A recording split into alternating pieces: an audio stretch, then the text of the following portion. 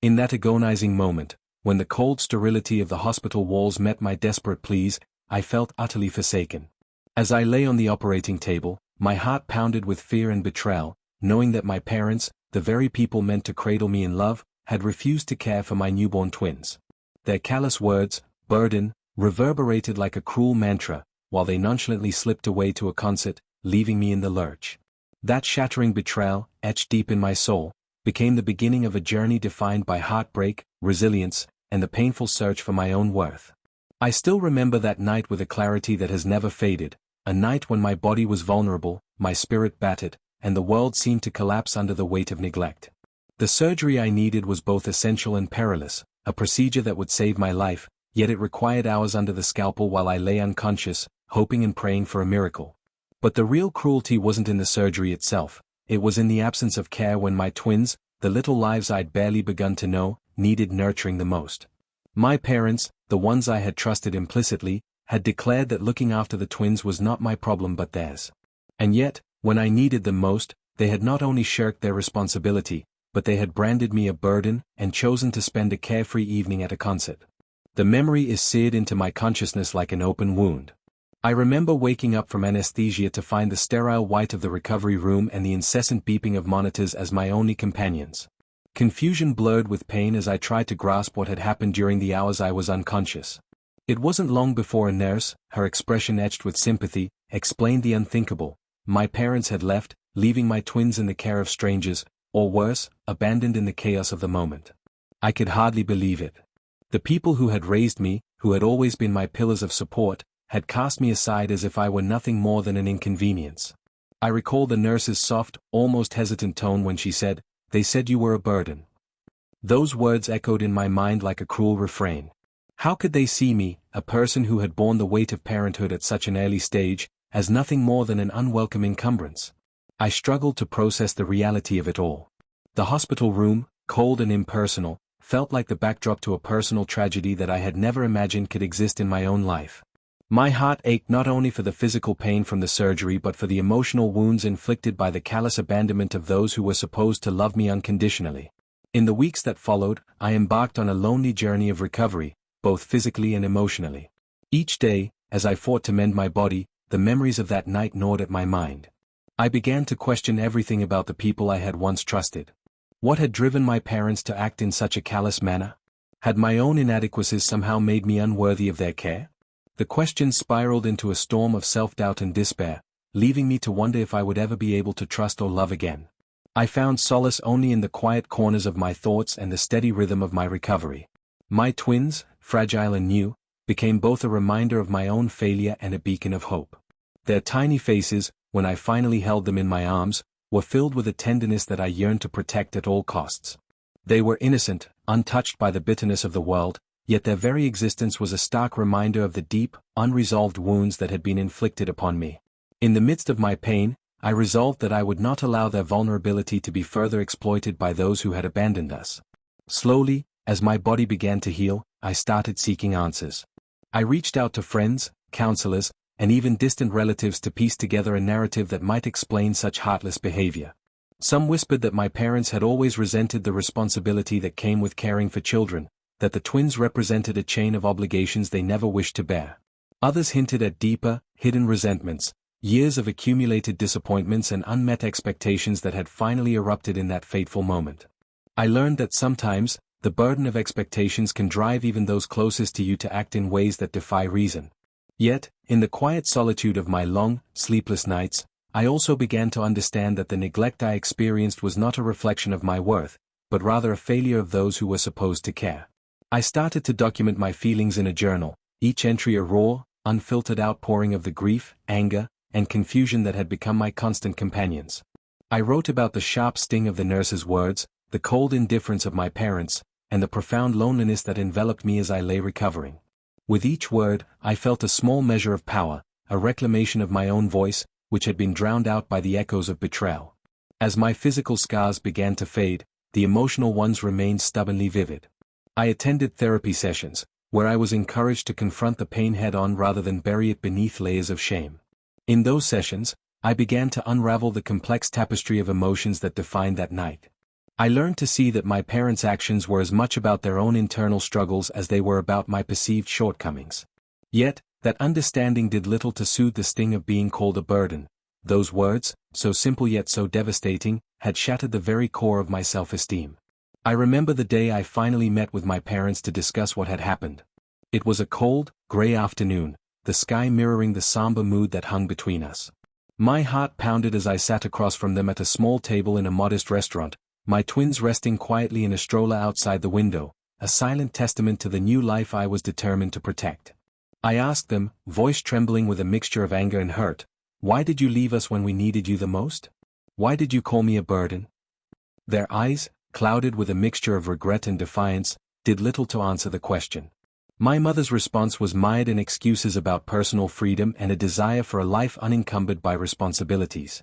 My father, his expression distant, muttered something about never being able to cope with the added stress. Their words, dismissive and cold, confirmed what I had feared all along, that in their eyes, I was nothing more than an inconvenience. That conversation marked a turning point in my life. It was the moment I realized that I could no longer depend on those who had repeatedly let me down. I vowed to carve out a future defined not by their neglect, but by my own resilience and strength. The path ahead would be fraught with challenges, but I knew that I had to embrace the pain as part of my journey to self-discovery. I would learn to love myself, to value the life I had built despite the scars, and to protect my twins with every ounce of determination I possessed. I began channeling my anguish into creative expression. I took up painting and writing, finding that each brushstroke and word allowed me to articulate emotions that were too raw for conversation. My art became a mirror of my soul, vivid depictions of brokenness slowly mended by the relentless force of hope. In the quiet hours of the night, as I painted the tumultuous landscape of my heart, I started to see beauty in the struggle. The darkness, I realized, was not the end, but merely a prelude to the light that awaited on the other side of pain. Now, as I continue to rebuild my life from the ruins of that bitter night, I am determined to transform the betrayal into a catalyst for change. I am learning to let go of the toxic legacy of my parents' neglect and embrace the empowering truth that my worth is not defined by their absence.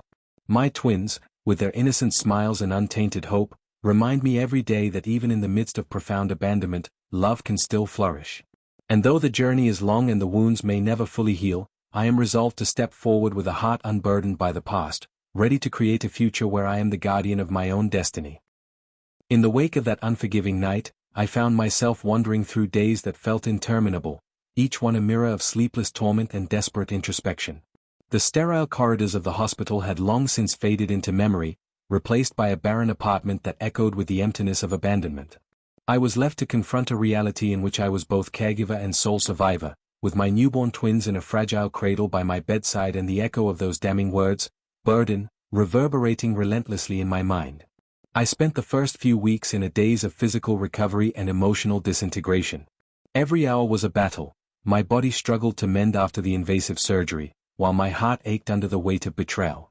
I clung to the faint hope that maybe the pain would eventually dull, that time would be kind enough to fill in the jagged gaps left by my parents' callousness. But the isolation was too profound, and the silence of my empty home only magnified my inner turmoil. In those early mornings, as the pale light of dawn crept through my window, I would awaken to the soft, rhythmic breathing of my twins.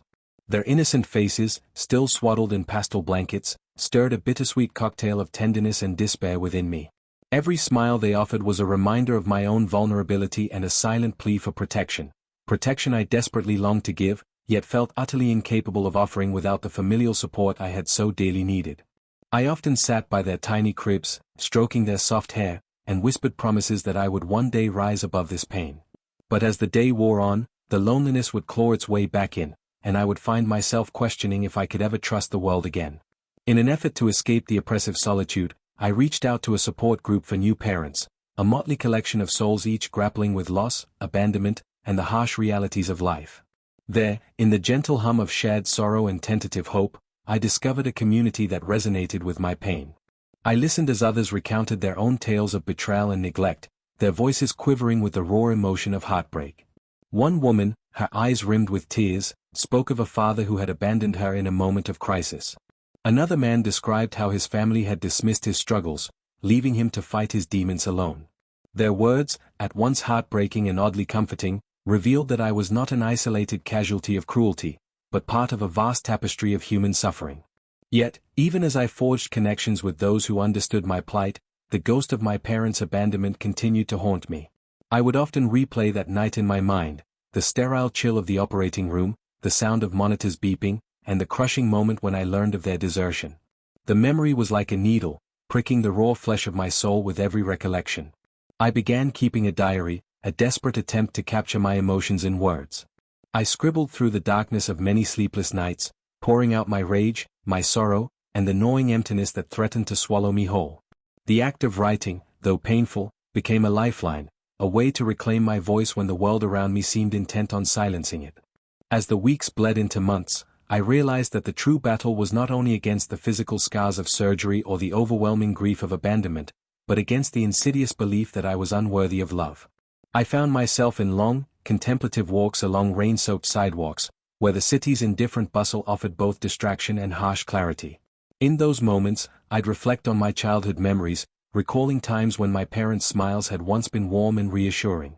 I wondered what had changed, the moment when their priorities shifted, when the sacred duty of parenthood became a burden too heavy to bear. These thoughts were bittersweet. They ignited a spark of anger that I channeled into a fierce determination to redefine my own identity. One particularly stormy afternoon, after a long and bitter phone call with my mother that ended in stilted silence, I stood under a flickering street lamp in the pouring rain. The relentless downpour washed over me, blurring the neon reflections on the wet pavement, and for a moment, I allowed myself to be vulnerable, to let the tears mix freely with the rain.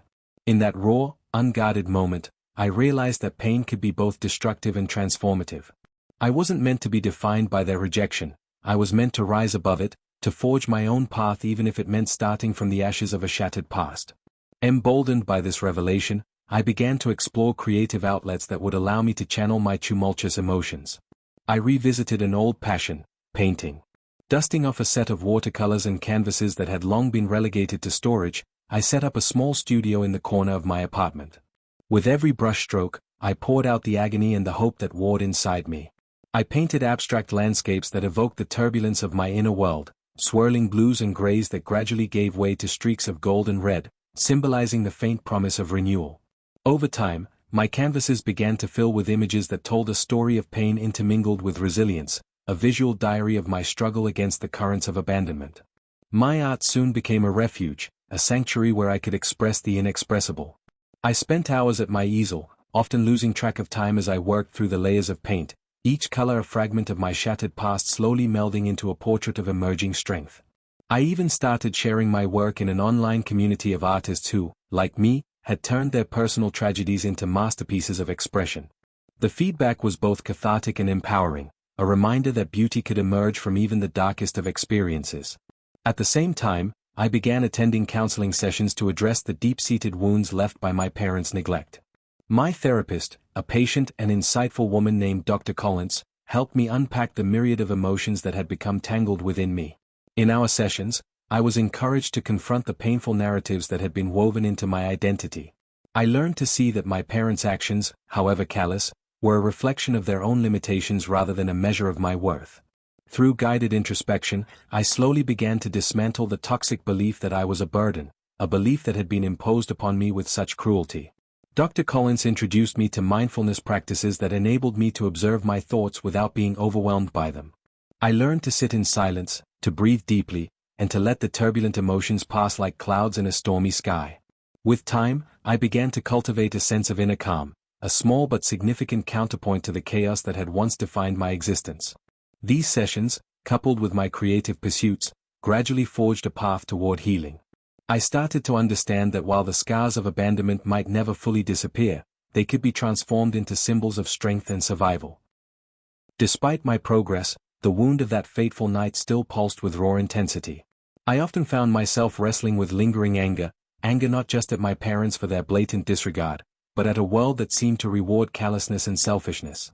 I would lie awake at night, the silence of my apartment amplifying the rhythm of my heartbeat as I replayed every moment of that night over and over in my mind. It was during one such restless night that I decided I needed to confront the past head-on. I composed a long, heartfelt letter addressed to my parents, pouring out every ounce of pain, betrayal, and longing that had accumulated within me. I didn't send the letter. Instead, I read it aloud to myself, each word a cathartic release. The act of writing and reading that letter helped me reclaim a piece of my voice that had been stifled by their rejection. As the seasons shifted from the raw chill of winter to the tentative warmth of spring, I found that my perspective was beginning to change. My days were still marked by moments of sorrow, but they were increasingly interspersed with glimmers of hope. I became more involved in the support group for new parents, attending regular meetings where I not only shared my story but also listened to others recount their journeys of resilience. The shared experiences of grief and survival served as a balm to my wounded spirit, reinforcing the idea that even in the depths of despair, there was room for renewal. I also began to explore the possibility of reconciliation, not in the sense of forgiving my parents outright, but in finding a way to free myself from the burden of their rejection. I arranged a tentative meeting with them at a quiet cafe, determined to seek some semblance of closure. The conversation was painfully stilted, with my parents offering half-hearted apologies that barely scratched the surface of the hurt they had inflicted. Yet, in that awkward exchange, I sensed a glimmer of regret in their eyes, a fleeting recognition of the damage their absence had wrought. I left that meeting with a heavy heart but also with a newfound resolve. I would no longer allow their neglect to dictate the course of my life. Each day, as I nurtured my twins and continued my personal journey of healing, I found strength in the small victories. A smile from one of my babies, a kind word from a fellow support group member, or even a moment of quiet introspection while painting, these were the building blocks of a life slowly being reclaimed. I began to view my struggle not as a curse, but as an unexpected catalyst for personal transformation. The pain of being called a burden by those who were meant to care for me became a spark that ignited my determination to prove, first to myself and then to the world, that I was worthy of love, respect, and a future filled with promise. In the midst of all this turmoil, I also took small steps to rebuild my social life. I attended local events, engaged in conversations with strangers, and slowly started to trust again. I realized that while my parents' abandonment had left an indelible mark, it did not define the entirety of my existence. I was more than their neglect. I was a survivor, a parent, an artist, and, above all, a person capable of forging my own destiny. The days turned into weeks, and weeks into months, each one layered with challenges and breakthroughs. My journey was far from linear. There were setbacks, moments when the old wounds threatened to burst open with fresh intensity. Yet, through it all, I learned to accept that healing was a gradual process, a mosaic of moments, each one building upon the last until a new picture emerged from the fragments of the past. One crisp evening, as I sat on the balcony cradling my twins in my arms, I watched the sunset paint the sky in hues of orange and purple. In that serene moment, I felt a quiet conviction settling in my heart. I would not let the betrayal of my parents rob me of my future. I promised myself that I would honor the strength I had discovered in the depths of despair, that I would channel my pain into creating a life of purpose and meaning. My twins' gentle coos and innocent eyes became the impetus for every decision I made, a constant reminder that even in a world that had once deemed me a burden, there was beauty and hope to be found. And so, as I navigated the tangled pathways of recovery and self-discovery, I clung to the belief that my journey, painful, uncertain, and profoundly personal, was ultimately a testament to the resilience of the human spirit. I continued to fight for my identity, to reclaim the narrative that had been stolen from me, and to build a future where love and self-worth would triumph over abandonment and neglect. Every day was a small victory, a defiant step away from the shadows of that fateful night toward a future illuminated by the promise of rebirth. In the weeks that followed, I began to see the slow, almost imperceptible shifts in my inner landscape, a transformation that, though wrought by heartbreak and neglect, gradually paved the way for a future of my own design. The days were not without struggle. Echoes of that painful night still punctuated my thoughts, each memory a reminder of a moment when I felt utterly unwanted. But as time passed, I discovered that I was no longer defined by the cruelty of my parents' abandonment. Instead, I was reclaiming every part of myself that had been buried beneath despair. I remember one late afternoon vividly, when the sky was awash of soft pastels and the air carried the scent of fresh rain. I was sitting on the balcony with my twins, watching as they gurgled and reached out for the fading light. In that quiet interlude, something shifted inside me. I realized that their innocent smiles, their tiny hands wrapped around my finger, were not just reminders of what I had lost, they were beacons of what I could still build. In that moment, I promised myself that I would no longer let the wounds of the past dictate my future. I would forge my own identity, one built on resilience, self-respect, and an unwavering commitment to love myself. That commitment spurred me to make some monumental changes. I enrolled in counseling with renewed determination, seeking to understand not only the deep-seated hurt that had plagued me but also the inner strength that had been quietly blooming despite it all. Dr. Collins, who had guided me earlier, now helped me piece together a narrative of self-empowerment. We worked through the layers of rejection and internalized pain, dissecting the moments when I had felt small and unworthy. Each session became a journey toward understanding that the rejection I experienced was not a reflection of my intrinsic value, it was a failure of those who were supposed to care. With time, I began to set healthy boundaries with my parents. I learned to say no without guilt, to protect my emotional space, and to embrace a life that was guided by my own dreams rather than the dictates of others. I slowly distanced myself from the toxic expectations and judgments that had once imprisoned me. Instead of yearning for validation from people who had branded me a burden, I turned inward, rediscovering the passions and strengths that had lain dormant beneath the layers of sorrow. I returned to writing, not as a means of reliving the pain, but as a powerful tool of expression and healing. My journal became a testament to my journey, each entry a mix of raw emotions, hard-won insights, and gentle affirmations of self-worth. The creative process extended beyond writing. I continued to invest time in painting, finding that every splash of color on the canvas allowed me to articulate feelings that words could not capture. In my art, I reimagined the night of my abandonment as both a breaking point and a new beginning. I painted stormy skies that gave way to bursts of sunlight, a visual metaphor for my gradual emergence from darkness. These pieces not only helped me heal but also began to resonate with others who had faced similar struggles. I started sharing my work at local galleries and online, and the responses were unexpectedly uplifting. Strangers reached out with stories of their own pain and recovery, and I realized that my personal journey was part of a much larger human experience, a collective narrative of resilience in the face of abandonment. Meanwhile, my relationship with my twins deepened in ways I had never imagined. Their presence, once a painful reminder of my isolation, transformed into a wellspring of joy and responsibility. I dedicated myself to nurturing them, not only as their mother but as a role model who had overcome immense adversity.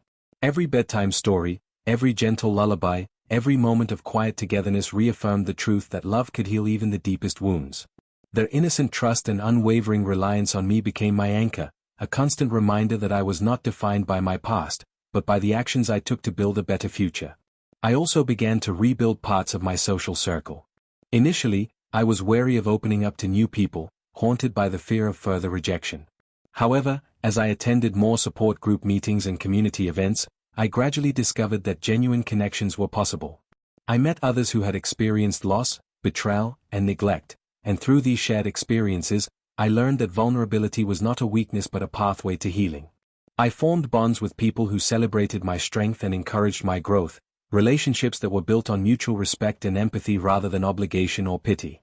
One pivotal moment came during a community art exhibition, where I was invited to speak about my journey. Standing before an audience that was both curious and compassionate, I recounted the raw details of that night, the sterile hospital room, the callous departure of my parents, and the searing words that branded me a burden. I spoke of the lonely nights, the struggle to care for my twins, and the internal battle to reclaim my self-worth. As I shared my story, I could see tears glistening in the eyes of those who listened, and I felt an overwhelming sense of connection. It was then that I realized the power of my experience. If my story could touch even one other person, if my pain could be transformed into hope, then it was worth every hardship I had endured. That day marked a turning point. I no longer saw my past as an endless void of betrayal but as a series of stepping stones that had led me to a stronger, more compassionate version of myself. I began to envision a future where I could not only heal but also help others navigate their own journeys through darkness. I started volunteering at local shelters and support groups, sharing my experiences and lending a listening ear to those who felt abandoned or unloved. In those interactions, I discovered that the act of giving, of reaching out to uplift someone else, was profoundly healing for me as well. My parents, though still present in my life, gradually became figures of a distant past rather than looming tyrants over my every decision. I learned to forgive, not for their sake, but for mine, to release the heavy burden of anger that had kept me chained to their neglect. In quiet moments of reflection, I acknowledged that their actions, as hurtful as they were, stemmed from their own limitations and fears. This understanding did not erase the pain, but it allowed me to move forward without the constant weight of resentment. Forgiveness, I realized, was not an act of condoning their behavior, but a deliberate choice to free myself from the chains of the past. As the seasons changed and the scars of abandonment began to fade into the background of my everyday life, I embraced my identity as a survivor and a creator. I transformed my apartment into a vibrant space filled with art, books, and memories of my twins' first smiles. I took joy in the simple routines, cooking a favorite meal, reading a comforting book, and watching the sunrise with my little ones by my side. Each of these moments was a quiet rebellion against the darkness that had once threatened to consume me. Looking back now, I see that the path I walked was not one of victimhood but of profound transformation. My journey from the depths of isolation to the promise of a new dawn was a testament to the resilience of the human spirit. I learned that even when those you love let you down, when the people who should have been your safe haven abandon you, there lies within you an unyielding capacity to rise again. I discovered that my worth was not measured by the cruelty of others, but by the strength with which I embraced my own life. Standing at the threshold of this new chapter, I feel an indescribable gratitude, for the pain that taught me, for the nights that forced me to confront my fears, and for the love I now share with my twins and the community I have built around me. I am no longer defined by the harsh labels of burden, or by the empty promises of those who walked away. Instead, I have learned to define myself through my actions, my creativity, and my unwavering commitment to create a better future for myself and my children. As I pen these final reflections, I am aware that the journey ahead will continue to present challenges. Life, with all its unpredictable twists and turns, may bring moments of doubt and setbacks. But I now carry with me the certainty that I am capable of navigating even the stormiest seas. My father's legacy, though marred by the absence of care in the moments I needed it most, now lives on in the values I uphold and the life I am determined to build. I choose to honor that legacy, not by clinging to a past that hurt me, but by creating a future filled with hope, resilience, and the unbreakable bond of love that I share with my twins. In the quiet glow of twilight, as I tuck my little ones in and whisper soft lullabies to soothe their dreams, I feel a peace that once seemed unattainable. I have reclaimed my story, piece by piece, and in doing so, I have become the guardian of my own destiny. The pain of abandonment may always be a part of me, but it no longer holds the power to define me. Instead, it serves as a reminder of my strength, a beacon that guides me toward a future where I am free to love, to create, and to live fully. This is not an ending but a beginning, a new chapter written in the ink of resilience and hope. And as I step forward into the ever-unfolding story of my life, I do so with the quiet conviction that I am, at last, home within myself.